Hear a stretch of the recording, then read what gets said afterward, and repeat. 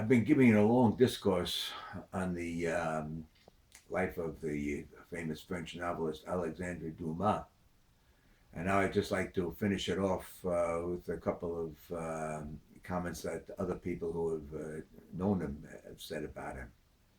Now, Lucas de Breton, the author of The Fourth Musketeer, said that he filled an enormous place like that which Homer's heroes occupied on the field of battle. An American newspaper that arranged a list of the famous men of the 19th century put his name by the side of Napoleon's. This is sort of a poetic justice, since it was Napoleon who had killed his father. Now, from 1870 to 1884, 2,845,000 volumes and 80 million subscription parts were sold. 600 of his works were reprinted by various journals, without counting countries which hadn't copyright arrangement with France, and so pirated and spread them in many tongues. Now, if all the readers of the Three Musketeers and Monte Cristo assessed themselves 1 centime each, the statue of Dumas would have been of solid gold.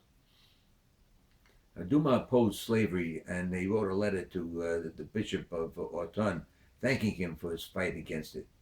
He said, "There may even be relatives of mine who even now are forming part of the cargoes of slave vessels."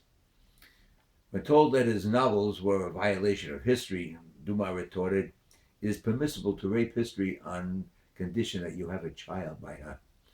Now, in 1870, at the age of 68, he died.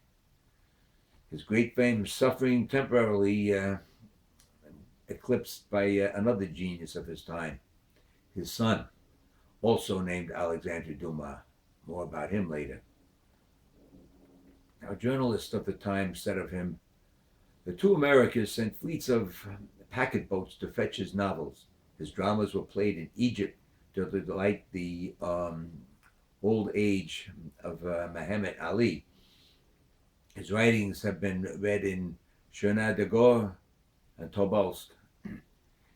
He had hundreds of theatrical pieces performed and published 1,000 volumes. He became a soldier in order to take part in street fights. He commanded a legion, has taken part in 20 duels, fought as many lawsuits, chartered ships, and distributed pensions from his private purse. He danced, hunted, loved, fished, and above all, hypnotized an entire world."